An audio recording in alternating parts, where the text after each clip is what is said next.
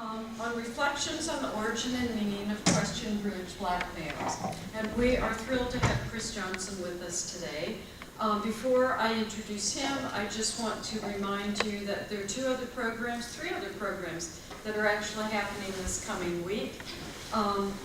Amelia Anderson, who is the co-curator of Between the World and Me, in which Question Bridge is featured, will be giving a gallery tour of the exhibition next Saturday at 2 p.m. And then this Wednesday, the 9th, we have two programs. Amelia, who also helped me co-curate the Cuba Ocho show, will together we'll do a gallery talk of that at 5:30 on Wednesday, and that's going to be followed by our last Schnitzer cinema for this year, Jamel Shabazz, street photographer, at 7 p.m. And that has been moved from here actually over to PLC. So it's a great film, and come and see that. So Between the World and Me is on view through March 5th, and there will be other programs happening with that in the new year. Deborah Willis is going to be here, and then I think she's coming in January, and then in early February, we'll be having, not us, but the university will have Ta-Nehisi Coates coming, which will be really wonderful for that project, both for the reading and for the exhibition. The exhibition that we have, which we're calling The Common Seeing and hoping to do on a regular basis, was made possible in part by a JSMA academic support grant and from many private collectors. So we're very grateful for that because it features such wonderful work. Now, Chris Johnson is a photographic and video artist, curator, and writer, who is also a full professor of photography at the California College of the Arts. He studied photography with Ansel Adams, Imogen Cunningham, and Wynn Bullock, and is perhaps well known to some of you for his book, The Practical Zone System for Film and Digital Photography, currently in its 6th edition. He lives, if you know where the college is, in San Francisco. Chris's photographic artwork has been exhibited in galleries and museums across the country, and this project is now part of the permanent collection of the African American Museum at the Smithsonian. So if you want to go and are thinking of a trip, you should get in line for your tickets, because I think it's booked for many months to come. But I hear it's a wonderful experience, and you should plan to do that on the East Coast. He is, in addition, as we know, to photography, he is a video artist and has had installations in museums and art institutions across the country. Chris was president of San Francisco Camera Works Gallery for 4 years, and from 1999 to 2005, he served as chair of the City of Oakland's Cultural Affairs Commission. As a member of the public art management team for the Port of Oakland, he is project manager and originated the concept for the 8-by-20-foot media wall installed in the new baggage claim area in 2007. I've not seen that. From 1997 to 2000, he was director of the Mother Jones International Fund for Documentary Photography. And in 1996, he created the first version of this, I think. It had its birth with a 1-hour video piece called Question Bridge that investigates class issues within the Black community. The current version, and we have a 77-minute tape of that, was produced with Willis Thomas, whose work is also in our exhibition, and a team, including Kamal Sinclair and Bayete Ross-Smith. The project opened at the Sundance Film Festival in 2012 and was shown at both the Brooklyn and the Oakland museums. Question Bridge Black Male won the 2015 International Center of Photography's Infinity Award, and in 2015 Aperture published it as a book, which was wonderful, and I have not seen that, but I want to. Most recently, Chris has created a major multimedia exhibition at the Oakland Museum titled Who is Oakland? And he is adding photographs and videos to a site-specific work called the Oakland Fence Project. His installation, titled The Wisdom Art Time Machine, can be seen at the San Francisco Exploratorium. You are a busy guy. So today, we are honored to have you with us to speak more about Question Bridge. Thank you.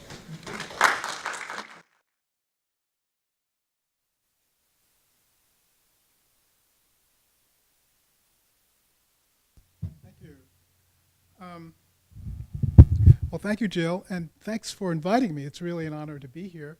Of course, it's always an honor for an artist to be able to show his work. And I've structured this as kind of an introduction to not just Question Bridge as a project, but Question Bridge as an example of something called social practice. It's a kind of art that, as you're going to see, is something that evolved for me. It's not where I began, because as Jill mentioned, my roots as an artist, actually my real roots as an artist go back to, I guess, Pete Seeger and Bob Dylan when I was a really bad folk singer back in Brooklyn. But thankfully, I discovered photography and had friends like Ansel Adams and Wynn Bullock and Imogen Cunningham.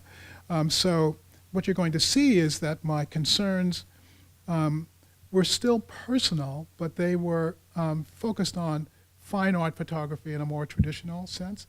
So I'd like to talk a little bit about the way that I evolved into this form, which I think has unfortunate resonance now, which I'll talk about, because last year, as Jill mentioned, Question Bridge Black Males won the International Center for Photography's Infinity Award, and at that presentation, I got a chance to say that those of us who are in this process of social art often do things with the hope that they would never have to be done again. I mean, they're really intended to try to be creative solutions to complex social problems, which raises an interesting issue about what art is, and is it possible for a creative project to be useful? We're accustomed to art being valuable, but can it be useful? And especially given that those of us who do this kind of work are usually motivated by some kind of personal experience of an injustice that the work is sort of strategically designed to address. So the question is that even possible? I mean, how do you do that using something that begins as an act of imagination? That's a creative thing that uses metaphors and symbolic language. Since art begins as an imaginative process, I'd like to do a little thought experiment with you to see whether it works, because this little exercise I'm going to share with you is kind of the conceptual heart of Question Bridge. So I'm going to begin with this slide. So you see a group of young African-American men, and they're sitting and talking. And when you encounter a group of black men, you are encountering human beings, of course, but it's impossible not to also encounter the projections we have onto these human beings, and all of the fears and stereotypes that go along with that.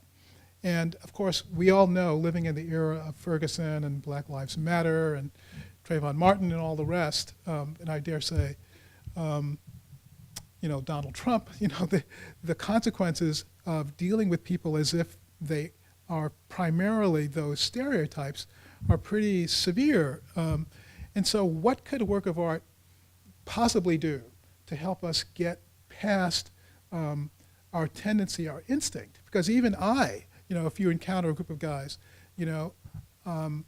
want to shy away and deal with them not in terms of their humanity. So let's imagine that I could wave a magic wand and make you 2 inches tall and totally invisible. And then imagine that you're sitting on the table and you can't be detected. And so there you are in their midst as kind of a privileged witness to who they really are in their own right, because they don't know you're there. So they are going to be an authentic version of themselves. So imagine that you're there for 45 minutes, and of course, you're going to come away with a transformed understanding of who black men are, because they would be talking about their wives, their girlfriends, about sports, about who knows, but you would come away hopefully looking at the next black man you encounter with a very different understanding, because you would know that the next black man that you saw could have been just as complex a human being as one of the guys that you got a chance to witness in this experiment. So that is basically the essence of Question Bridge, and I'll show you a clip that gives you a sense of the way that process works within the context of the installation that we created.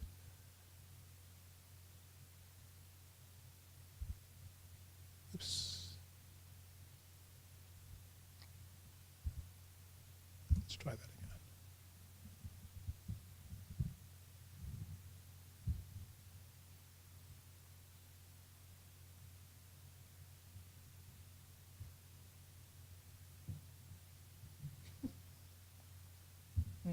The reluctance to taking responsibility for. You know what? I'm going to go back because I want you to hear what he says.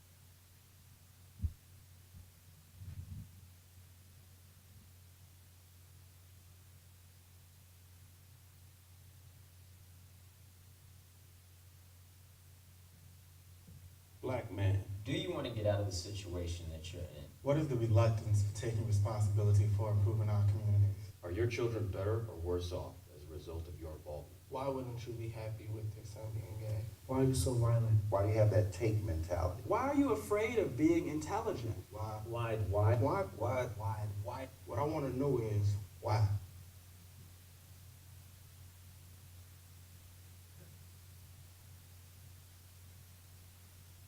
I believe that we've incorporated a lot of things that are unhealthy to us. We are supposed to be tough, I can't let him see no type of sucker.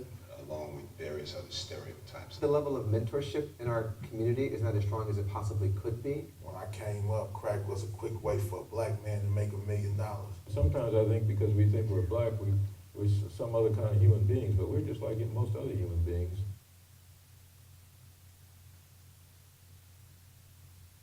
Why didn't y'all leave us the blueprint? We did leave you a blueprint. We just didn't tell you where it was. That's something that we dropped the ball on. What do you fear?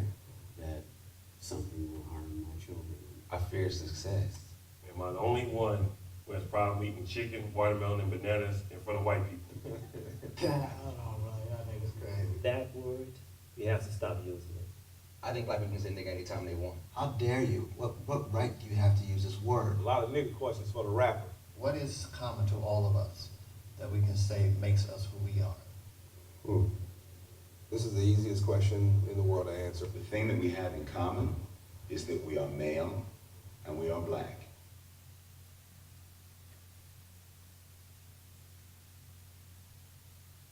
All right, my question is, I try to live good, but I'm surrounded by bad. And I want to know what it is I could do to do better and live peaceful, surrounded by all evil. How can I do that? So that's a little experience of Question Bridge and what it is. And what you can tell is that what we attempted to do was, first of all, give you exposure to as many different types, classes, ages of African American men as we could. You could tell that they are talking not to you directly, but to each other, and that they're using the really fundamental process of asking questions rather than making pronouncements, rather than making declarations at you. They are simply asking heartfelt questions and then providing answers. And they are, because of the structure of the way this piece is set up, providing those answers to each other. And we become, again, sort of a privileged witness to this internal conversation. So this is just a structural thing that I created, and I'll tell you a little bit about the history of it. But in this fundamental sense where creative strategies are being used to try to address deep social political problems, creates a kinship, I think, between Question Bridge, which is just a current sort of multimedia example, and something like this. Okay, so you probably know that in the 1930s, Gandhi used something called the Salt March to the Sea as a way to activate support, public support, and political pressure against the British Raj to free the Indian people from the British Empire. And so when you think about the Salt March, of course, what is it? It's a piece of performance art, okay? I mean, he wasn't sort of pragmatically going there for any other reason to try to build public support, to try to use the metaphor that we can create our own salt as a way to demonstrate an ethical position of which they had a high ground. It, of course, attracted a lot of media attention. It changed public opinion, it changed world opinion, and it instigated the movement that eventually freed India from the British rule. And of course, you could say the same thing about Rosa Parks' metaphorical act of sitting in the front of the bus. I mean, you probably know that that was carefully planned. She was chosen because she represented someone. I mean, here's someone that happens to have a camera right there. This, again, is just a way of saying that my project, Question Bridge, is just another form of using a creative strategy to try to create a situation that addresses a deep social problem. But to give you a sense of what my personal experience with this process was and how it evolved into Question Bridge, I'm going to take you back to where I was born, which is here in Brooklyn.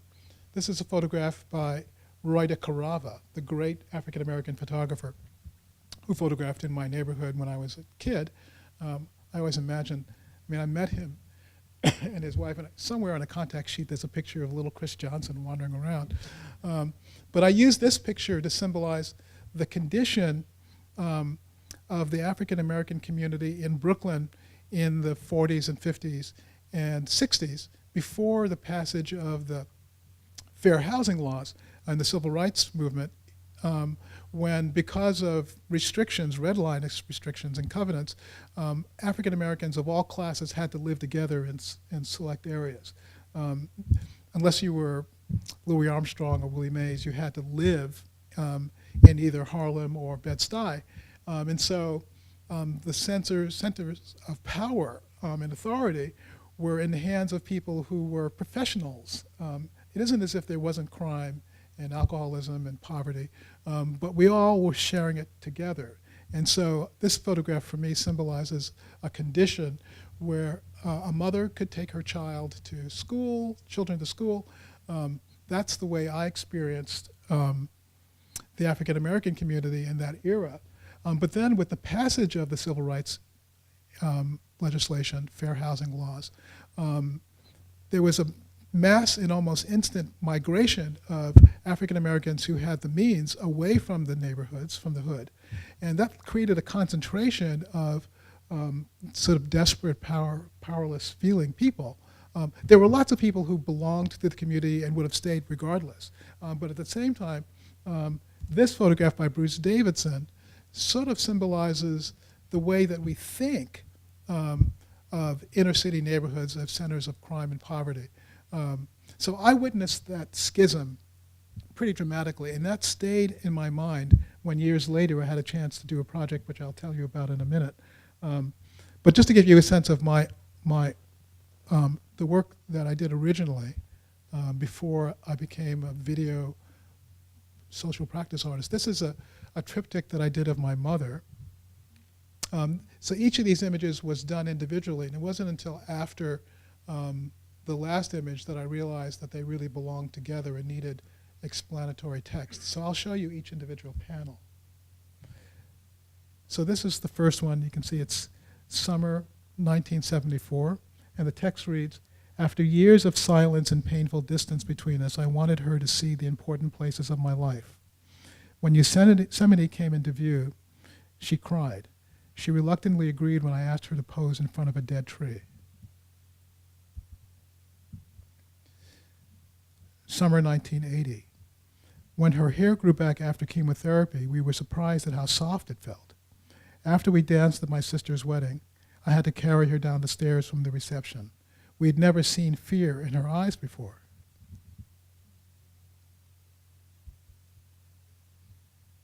Winter 1980. A month before she died, she looked at me. We knew we were seeing each other for the last time. So that's an example of the kind of portrait work that I did earlier in my career. This is another piece. It's a triptych. And actually, in real life, it's probably that size. And it's a recreation in sort of metaphorical language of a child abuse incident that happened when I was 5 years old. And this is the left panel, which you can see is kind of a constellation of family photographs that I collaged around a symbolic pile of matches because I was being punished for playing with matches when I was a kid. I was really fascinated by the way when you have a wooden stick match, there was a little bead of water. And I wanted to experiment with it. And I wondered whether the bead of water would extinguish another match or whether it would light. And I thought I was very clever. My mother thought it was dangerous. And so she punished me by tying me up and beating me with a belt on a couch. So I recreated that with a light painting. And this is the panel on the right, which you can see. This is text from a journal that I gave her while she was in hospice. And it gave me a chance, using the text that she had during the couple of months that she survived, to build a kind of narrative, which if you go to my website, you could read, but there's one passage in the lower left that's my text. It says, "It's ironic to have come so far in life and worked so hard only to discover that being a good person is the easy part." So these are just examples of my early work. This is a piece of kind of documentary color work that I did later from a project in Africa. Here's a portrait I did of my wife. So that's an example of sort of the work that I did and probably would have kept doing in one form or another when I met this woman, Suzanne Lacey. I don't know if you know who Suzanne Lacey is. She's a very well-known feminist artist, performance artist, theorist, writer, educator. She came to my school, the California College of the Arts, as a dean, and we went on a walk because she immediately wanted to collaborate with some project that involved the community around the school, and for some reason she thought I would be a good partner. And so we quickly discovered that the school is embedded both in Oakland and San Francisco in African American communities in part. And so we went into schools and did a kind of media literacy project. I was mentioning to Richard earlier, that's one of the things that really interested me, a media literacy project. And that resulted in a project called The Roof is on Fire, which involved renting dozens and dozens of cars and putting young people in them. And the young people had badges around their necks that said, "Shut up and listen." And then we simply asked them behind this sort of theatrical device to just talk as if they were by themselves. And the audience got a chance to hear, to some extent, the authentic voices of these young people, because they were chatting away about, sex and violence and drugs and various things. And you can see that the audience was respectfully listening to what these young people had to say, hearing things, and hopefully humanizing them in a way that they would never have experienced in their own lives. So that project became pretty well known. The local Channel 4 station did a documentary on it, and so all of a sudden people in the art world began to some extent think of me as being a performance artist. But I got to see something that was pretty powerful. And I'm not going to show you that again, but Question Bridge, the original Question Bridge, was a way for me to address that divide that I talked about earlier. Because in 1996, Arthur Ullman was director of the Museum of Photographic Arts in San Diego. And because of the notoriety, I suppose, of Roof is on Fire, he said, "I want you to work in video, and I want you to do something that relates to an issue you feel passionately about, but but it has to be in video because the Republican convention is taking place in San Diego in 1996, and we're creating a kind of faux newsroom. So I thought back to that divide that existed between African Americans who, for many, many different reasons, choose to stay in the hood, who belong to that hood, and those who move away, which of course, as you know now, is kind of the trajectory of my own life. So I was thinking then, what could I possibly do to create some kind of meaningful dialogue between them? Using video might work if I get them to ask questions, because you could see from the Roof is on Fire project that what we did was we kind of aestheticized listening. And listening, as you're experiencing now, is a kind of passive way to be very generous. Like you're being very generous in listening to me. So I thought to myself, if I want to do a project that evolves that notion, what would be a more active way to be generous? And I thought, well, asking a question is an active form of generosity, because if I ask you a sincere question, I'm setting myself to be a generous listener. I thought, well, and I know, of course, from my own experience, that people who live these very different lifestyles have powerful questions for each other. If I could simply create a setting where those questions could be expressed authentically and honestly, maybe not only could I get a powerful collection of meaningful questions, but I might be able to get meaningful answers. And in the process, I'd be creating a question bridge between these two divided parts of the African American community. So here's an excerpt from the original Question Bridge project.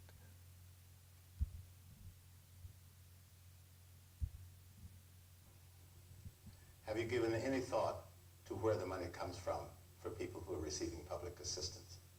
And do you care? I thought about where public assistance money comes from, and I do care, but for one, I am on public assistance. And it's not because we don't want to work. It's not because we want to sit at home and get a check or anything like that. A lot of people perceive us young teenage mothers to sit at home and just collect a check, where a lot of times we do go out and look for work. We do work. We can't work as long because child care is really up there.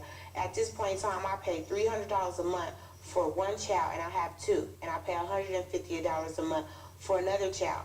The $300 is because my child is under 2. The $150 is because my child is over 2 and is school age. So yes, I know where the money comes from taxpayers, but we do have people who take up American jobs who are not taxpayers because they're not an American citizen. How about that? We get decreases in our checks because we're American citizens, but yet if you're a refugee or you're an immigrant or you're an able working alien, legal working alien in the United States, you get an increase in your check when you come over here from different countries, because the United States government have so-called some kind of agreement with them. They come over here and they're able to get grants to start businesses where we are already living here, working, doing the backbone of the country, and we don't get that same type of respect. But yet people look down upon us because we are on public assistance. They like to say, oh, the black teenage moms are going out, opening their legs and having babies just to get on welfare to get out the house. That is not always the case. It's a small proportion that does that, but you only focus on this small proportion. So you have to imagine me behind the camera thinking, oh my God, what an incredibly well thought out, articulate response to this question. Of course, the question itself would never, William Gaines, he wouldn't have asked that question of Kiona if they had been in each other's presence. And Kiona obviously had a very well thought out response to the question, because I guess on some level she'd been thinking about this. That's something that you'll see. So that's the way the original Question Bridge worked. I mean, I directed them to look into the camera, to imagine that they're speaking to this person who they would never meet, to formulate their own question. I never prompted them with any question. They simply gave me questions that they had been thinking about in their own lives, and the answers to the questions, were given to the videotape presentation of the question, and the person just gave an answer. And of course, the questions went back and forth. So for example, Kiona asked a question like, why do you feel like you need to talk like a white person in order to succeed in life? And I got, as you can imagine, lots of powerful answers to that question from African Americans who were sort of mainstreamed. So that's the way the original project, as a 1-hour video installation on a single channel, worked. And I came away thinking that's a pretty powerful form. I mean, it kind of works. And tried to promote it. And so I sent copies of it to friends far and wide, including HBO, thinking maybe they would want to sponsor it. I was very naive. But luckily, I sent a copy of it to Deborah Willis, who some of you should come back and definitely meet when she speaks as part of this Coates show. But Deb had a son named Hank Willis Thomas, who came to my school as a graduate student, and we worked together, and then he graduated with 2 degrees from CCA and went out into the world as a great artist. One day, many years later, his mom asked him to help go through their VHS collection to weed out things that needed to be discarded, and there was Question Bridge, the original version, sitting in her library, and it reminded him, because maybe I'd shared it with him when he was one of my advisees, but I thought, so he called me up and said, let's do another version of this. And to give you a sense of the kind of work that he was doing, his beloved cousin, Sangha, was killed. And so here's his response, his creative response to the tragedy of that event in his life. Obviously playing off credit card tropes. But also he does direct photographs in response to that. And then he did this project called Branded. And one of the other collaborators in the Question Bridge project was Baite Ross Smith. And this is an example of the kind of work that he did. So Hank and I and Baite ended up spending 4 years traveling around the country, gathering questions and then answers from African American men. And that's how Question Bridge Black Males came into being. And so you understand the methodology now. So let me show you one example of the way the sort of raw form of Question Bridge Black Males existed.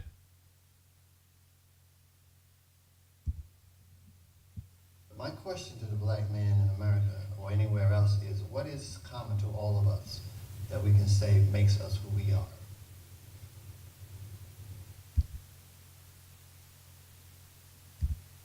Our commonality is in our history, but I think our beauty as black people is also in our diversity. And here's another exchange. You know, I wonder, black man, are you really ready for freedom? And if not, what would it take for you to want and need this freedom? So, of course, one of the dynamics in this project that emerged over time, so Tony, it was a guard in a museum, and you have to wonder why he would generate that question. But with that question, the project led me to a prison where I was teaching meditation, and so here's an answer to that question.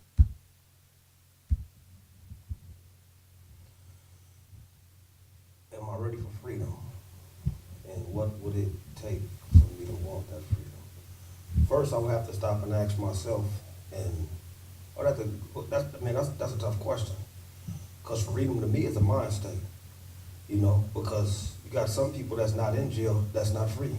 You know, you got people that's in prison in dysfunctional relationships. You got people that's in prison with jobs, they work 9 to 5 that they don't like. Some people are in prison with alcohol and drug abuse. So I would have to really ask myself what's in prison in me. And what's been in prison in me is my self-esteem, my lack of self-esteem. my lack of self-esteem has led me to commit crime, to hurt people, to manipulate people, right? Because if I love myself, there's no way I could walk outside this room and punch somebody if I'm esteemed within myself. So to be free to me would have to be, I would have to change, you know? So in order for me to grow, I'd have to change, because if change is necessary for growth, in order for me to grow, I would have to adapt the mentality that something's got to change in me. I have to change my mind state. I'd have to change the way I talk. I have to change the people I interact with. That would be free. So that's the pure form of this really deceptively simple process. And it does lead you to think, why are there such well thought out answers to these questions? And one of the things that I've thought about is that marginalized people live under a kind of cloud of these questions that they know are being directed subvocally at them, which is why they maybe think through the answers to those questions. So all you need to do is create an opportunity for them to speak. And if they feel safe enough, they'll give you these very well thought out answers. And so this is just a slide illustrating the way we did the project. We traveled to like 15 different cities, and that's me behind the camera, and Baite doing the audio. And here's Hank with the questions on a computer, directing questions to different men. One of the ways that the project evolved was we got invited to something called the Bay Area Video Coalition's Producers Institute. And so we had a chance to sort of work with mentors to figure out exactly what we were doing. Discovered that it was a transmedia project. Here's one of our other collaborators. Her name is Kamal Sinclair. So eventually we evolved this content because we had this massive amount of content.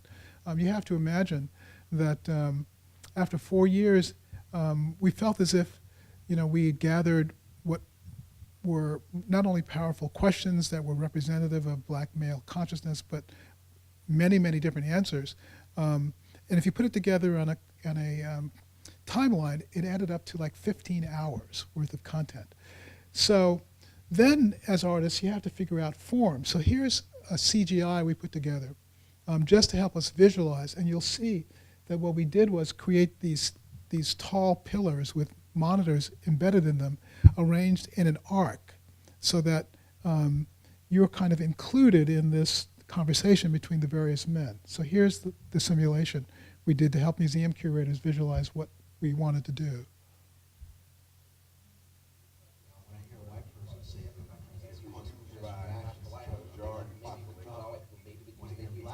That's all fucking bullshit. Historical understanding. What is so cool about songcraft? Different connotation. So many of you using the racial slur, and you know what word I'm talking about. It's very serious. We have to stop using it. Why don't you stop? I think it's bullshit that black people can't say nigga. I love saying nigga, and I think it's fantastic. First of all, it's one of the most beautiful words to use in the English language because it can express so much like the word fuck. The other thing about it is that you can't give white people magic power over us with a word. You know, like if we stop saying a word because white people use it poorly, that's an absurdity, and it also gives them much more power than they would have if we just used the word like freely and enjoyed ourselves with it. We have much bigger issues. I think it's an ignorant statement. I refuse to use it myself, and I've heard the argument that by saying it in popular culture we're desensitizing the effect of this word. I think that's foolish, and it just blows me away when I hear people who are not even black now, like other minorities who are around black people, when they say this, have no idea of the historical significance of this word. And I think they're showing their own ignorance by continuing to say this word in public. For myself, among friends and people I've known for a long time, and that we understand each other, or I feel we understand each other, we can use that, use the N-word. That's the way and then I hate to hear people when they say you shouldn't use the word in any setting, as if no one ever discusses that other groups, racial groups, do the same thing. They use the word among Italians, Polish, Irish. I've heard them say it among themselves. They call each other Dago. Poa, Guinea, Mick, but you understand that you can't use that word in their group and how it would be taken. So it's a little different. It depends on what setting you're in and who's using the word. So that gives you a sense of one of the other dynamics of Question Bridge, and that is there's no single perfect answer to all the questions. We discovered that right away. So one of the things that we needed to do is figure out how to present it so that the multiple answers that were all from different points of view correct to these powerful questions could be represented. But of course, in the editing of those questions and answers, you could lead the viewer to an understanding from this position. Remember that you're still a little person invisible on the table, right? So you get to be a sort of invisible witness to this conversation, would be led to what we felt the meaning of the project could be. So this is the way that it looked at the Sundance Film Festival when it opened. This is an installation shot from the Brooklyn Museum.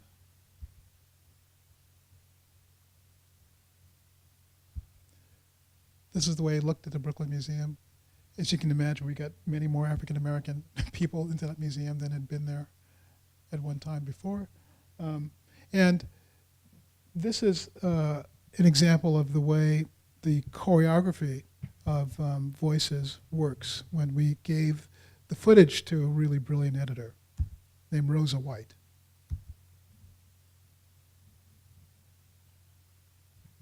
This may seem like a silly question, but I want to know, am I the only one who has problem eating chicken, watermelon, and bananas in front of white people? I don't have a problem with it, period. No, I'm gonna be honest with you. I don't even eat watermelon because of the connotations that it has around black people. But I will eat some chicken though. I never heard of bananas, man. I never heard of bananas. Bananas, really? I don't know if you're the only one, but it is not a problem for me to eat whatever I want to eat from anybody. You're not the only one, brother, to be honest. Every time I still eat chicken, I eat a lot of watermelon, and I love bananas. But I'm always looking over my shoulder, wherever I'm at, seeing who's watching me eat this watermelon and this piece of chicken and this banana, always. You're not the only one. No, I know plenty of African Americans who, as a rule, will not eat watermelon in front of white folks. Now, for me, I have difficulty relating to the question only in the sense that I've never ever liked watermelon and I don't eat meat. So I don't find myself in the situation where chicken and watermelon comes to a head. But I do know that there are times where you feel like you are the stereotype because, you know, if they say, hey, do you want to go play some basketball? And of course I love basketball. I played it every single day. But there's a part of me that wants to say, no, I don't want to play any basketball. What makes you think I want to play basketball? But in those moments, I think we have to be honest with ourselves and just know that there are some things that are true. Yes, you know, we like chicken, we like watermelon, and there's nothing wrong with that, and there's nothing to be ashamed of. It's not a silly question, brother. My family sells 50,000 pounds of watermelons every week in the streets of South Chicago, Milwaukee, and Gary, Indiana, and have been since 1953. And we're okay with that. And by the way, I like fried chicken. In fact, I'm gonna make some tonight. I don't know if you're the only one ashamed. I'm not ashamed, but I do give chicken a second thought sometimes, even when I mention it. But I always pass it off as sort of like in a jokey way because I do love chicken. Watermelon, I don't eat watermelon so much, so I'm not really so much ashamed of it. Bananas, I hadn't thought about bananas because I always think about a banana because I'm gay in a sexual way. So when I feel a banana, I'm always self-conscious in front of anybody just because of sexuality, but not because of race. I think really the question leads to a deeper question. Why are we so concerned with what they think about us? That's what the real question is. I don't really care. I know somewhere in there I do care, but in my consciousness and what I'm going to say is, I don't really care what they think. I don't need their approval in order for me to go ahead and be me, or in order for me to do my job, or in order for me to be who I'm going to be. I don't need their approval. I don't need their job. None of that. I think it's really important that we stop worrying about what they think and start worrying about what you think about yourself, and maybe what the little black kid next door to you thinks about you. Not some white person thinking what they think about you, watermelon, or anything else, your shoes, your jacket, your hat backwards. I don't go with the sagging pants, but whatever you're doing, that's because it's your cultural identity or your food or whatever. What they think about is not really important. So that gives you a sense of what I meant about how you can sequence the, you can leave the lights down, yeah. You can sequence the answer so that it accumulates to produce a kind of meaning. Here are a couple of other extended clips. My question to the black man in America, or anywhere else, is what is common to all of us that we can say makes us who we are? I like that hat. So I think what makes us more common is that, first of all, we're all black. And I think the second thing that makes us common is that we're all black. And the third thing that makes us common is that we're all black. Now, in our blackness, we have struggles that parallel one another. There's one thing that African American men all have in common, and that is the perception of them by the white community. That perception is that you are not a man, you are less than a man, at most you are 3/5 of a man, and you are not fully to be respected, and you have no rights that are to be respected in the dominant white society. This is a tricky question because I don't want to answer this in a way where I'm going to claim that there's some type of monolithic black man community and we have something that's common to us all. For me, speaking personally, I think that the commonality resides in the fact that I come from a very strong and rich tradition that has resisted racism in this country and has celebrated life. That's my commonality with other black men. However, there are many, many, many things that make us different, and I think those things should be celebrated, they shouldn't be disparaged, and they should be acknowledged. So our commonality is in our history, but I think our beauty as black people is also in our diversity. Unfortunately, what's most common is probably our miseducation and misconception of who we are. I could never assume that just because we look the same, that I in fact would have more in common with you than not. I think that is really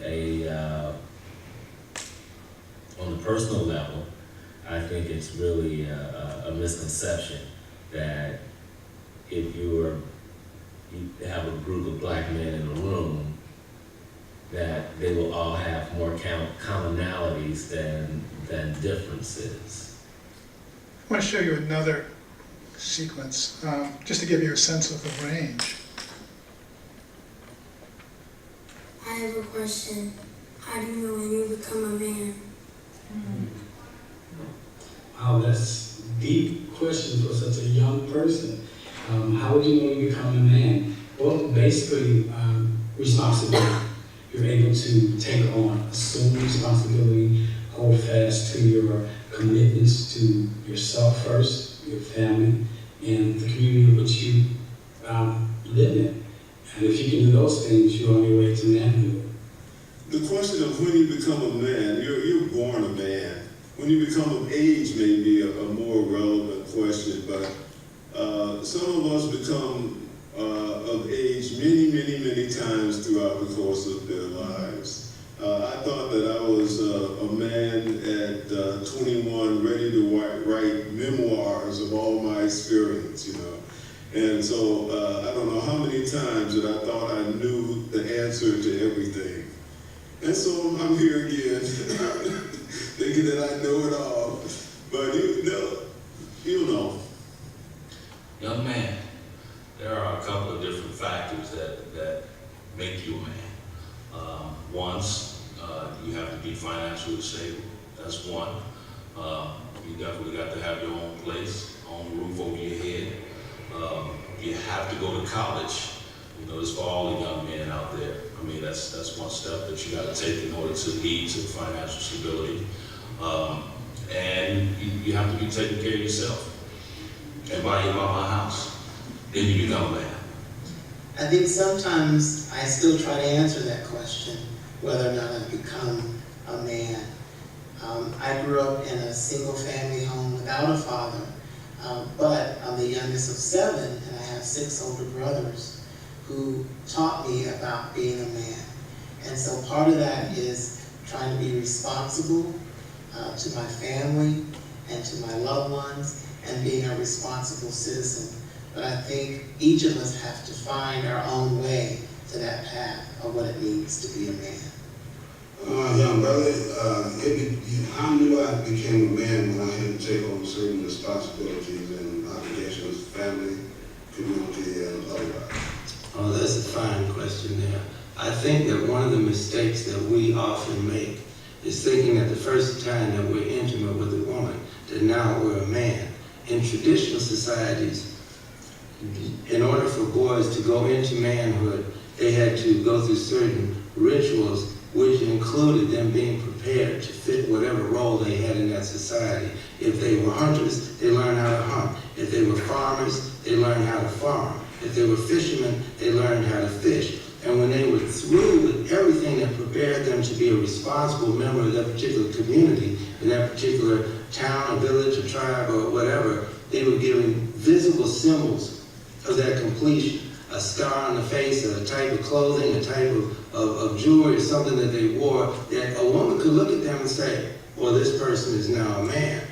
Youngin, I'm still trying to figure that out myself.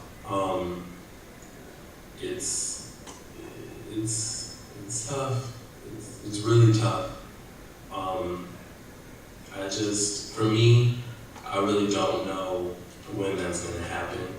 Right now, I'm just trying to take these strides in what society thinks a man is. You know, going to school and getting a job and being able to stand on my 2 feet.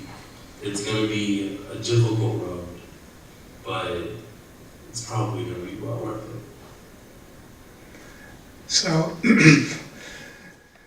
the whole piece is 3.5 hours, and you can imagine it's pretty engaging. And the Oakland Museum, the Brooklyn Museum, the Sundance Film Festival, the Utah Museum of Contemporary Art, a gallery in Atlantic City, at Atlanta. I mean, it became a kind of phenomena in many, many different institutions. It's been in over 50 museums and community venues, cultural venues across the country. And one of the things, as I mentioned, that we discovered right away, and that is that it really needed to be a transmedia project that existed in many, many different forms. And so, of course, there's the installation, as we have here. The website, I really invite you to go to the website. It's questionbridge.com, where we are going to keep the conversation going between African-American men using mobile apps that we've created. There are community events that are based on a question that you saw in the trailer where this man asked, why didn't you leave us a blueprint? So I used that as the basis for what I call blueprint roundtables that happen in communities around the country. And there's a curriculum so that it can be used in schools. And I'm working really hard. One of the projects that I'm trying to carry forward is to not only have lesson plans and modules that are based on key themes from the project appear in individual classrooms, but I'd like it embedded in the curriculum of schools, because I think our culture really needs what these men have to say. Here's an example of the way it looks in the mobile app, where you can actually use the camera built into your iPad or phone to answer questions.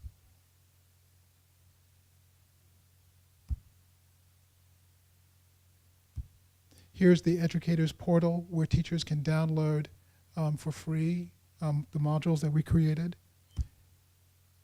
Here's a slide from the blueprint roundtables that I've done in different parts of the country. And I'm going to share one other question with you, because I think it's one of the most poignant ones. My question is, I try to live good, but I'm surrounded by bad. And I want to know what it is I could do to do better and live peaceful, surrounded by all evil. How can I do that? I think you have to stand up to evil. If you're not willing to stand up and be yourself in the face of death, you're never going to find out who you really are. The way to stay out of trouble, and there's so much around you, is, you know what I mean, find more activities to get into, possibly a job, you feel me? Be your own man, don't hang in groups, you know what I mean? Just follow yourself, man, listen to your own self, be a leader, not a follower. In my experience, whenever I tried to live good surrounded by evil, I had to keep putting good inside of me. I had to keep dealing with everything that I knew that was good. I had to stay positive, I had to stay prayed up, and I had to stay with my faith. Because if you have something strong to hold on to, or any type of faith, I guarantee that evil will pass you by. So, again, here's the way the website looks. You can see that it's searchable by questions and answers. And as Jill mentioned, you know, the sort of culminating experience of this project is that it's been inducted into the National Museum of African American Culture and History and Culture. So it'll be there forever. It's on display for a year. So we're very proud of that. So that's it. Thank you.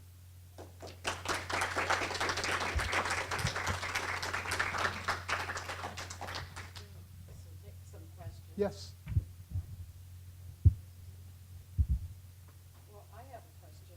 Do the people that are answering the questions on the tape get to pick the question they want to answer, or is it like today we're doing these answers? Or Yeah, that was one of the fascinating dynamics of doing it.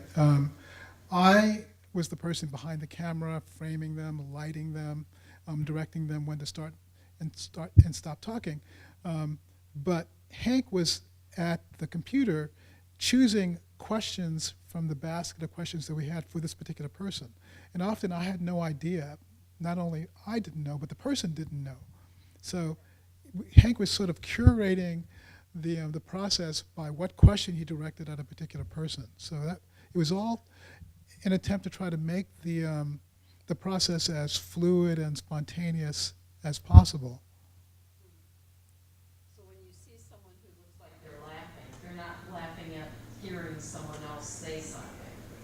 Well, that's the beauty of the editor. So what's the way it was working is that we had the monitor, like for example here, the computer with the questions, and so Hank would hit play, and the person would be looking off to their right in this case, watching the question being directed at them. So that's why you see people looking right and left, looking very earnest. Okay, so the editor, when she put it together, made it look as if this person is looking at that person over there, but in fact they're looking at the monitor.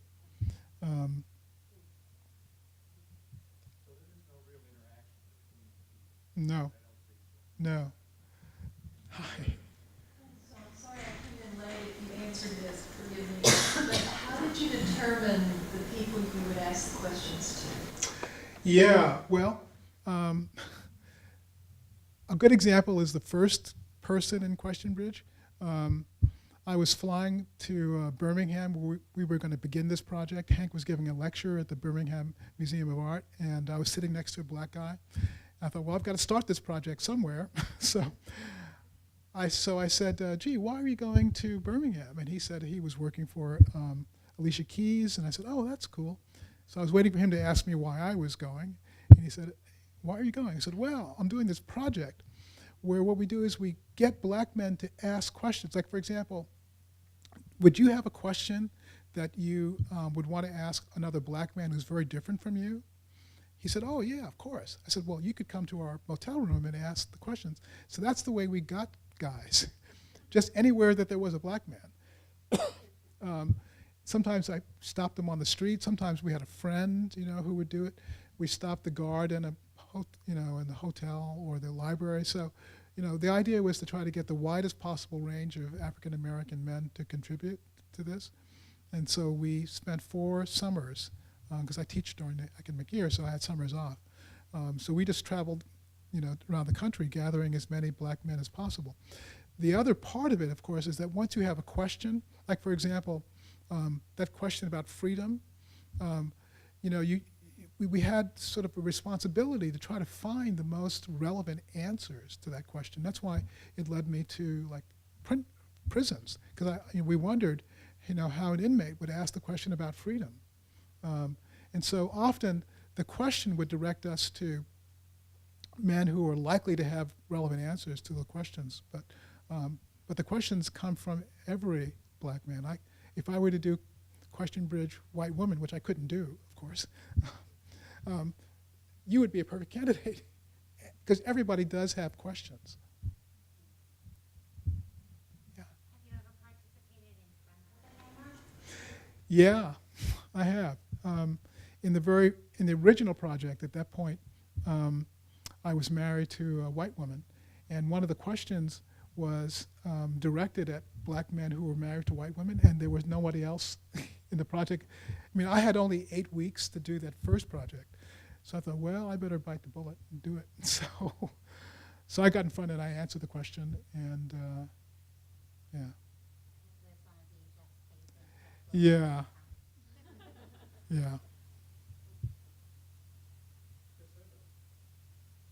General question that is easy to answer in a specific way, but you were talking about the editing of the process, and you said that the thing about editing is that it would lead the viewer to reading. And so any question of meaning in art is a sticky one, because reading is so broad, it's individual. What I really love about this is that it's very specific, it's about black men, black issues, but then it becomes everybody's issue in so many, sort of broader ways. There's a two-edged sword on that meeting thing. One which is you want to get to the meeting, but the other is you don't want to control the meeting. I wonder how you balance that. Well, that's where, I mean, as you know very well as an artist yourself, the sense of what any experience means is inherently subjective. So we as artists, in this case, we as African American men, have a sense of what we want the question to create an arc towards. That's just our own value system that's being expressed there. So like for example, the question about the word nigger. There are so many different answers to that question, but we wouldn't end, just because of our own personal feelings, with an answer that suggested that there were no consequences to using that word. So that's where you intervene, and you try to make it feel as if it's real and true, and you end up hoping that the viewer follows you in that arc and ends up transformed in a way that you feel represents the spirit of what you tried for this project to mean. Because as I said in the very beginning, the instigating motivation for all projects like this is some experience that we have of injustice. And so we want the project in its own way to make a contribution toward the reconciliation of that injustice. The challenge is how not to do that in a way that feels dogmatic, because someone making declarations at you is not as persuasive as someone asking you a question, I believe. So how does this then connect to who's Oakland? Oh, it doesn't. I mean, are you asking No. No, that was, no, Jill is referring to a project that I curated last year for the Oakland Museum, where they asked me to try to capture the spirit of Oakland through the experience of a number of different artists. My contribution to that project was to create a project called The Best Way to Find a Hero. And so what I did was I took the map of Oakland and extracted from the physical map all of the good neighborhoods according to developers and made a constellation of all of the bad neighborhoods into like a big configuration, like an island, and then I threw darts at it. And wherever the darts landed, I went to that address and knocked on a door and I said, could you tell us how it feels to live in this supposed bad neighborhood? It was really easy because you can imagine it's almost impossible to hit the house of a bad person. I mean, so these people who are living in tough neighborhoods, but they, as you can imagine, they're raising their children and keeping, it was just trying to demonstrate through this sort of random process. It was sort of a combination of Studs Terkel and John Cage, So it was just another strategy in the same way that I created this strategy to deal with a perception in our culture. So I was trying to break down the assumption people have that bad neighborhoods are full of bad people. Actually, the best way to find a hero is to go to a bad neighborhood and tap someone on the shoulder and say, tell me about your life.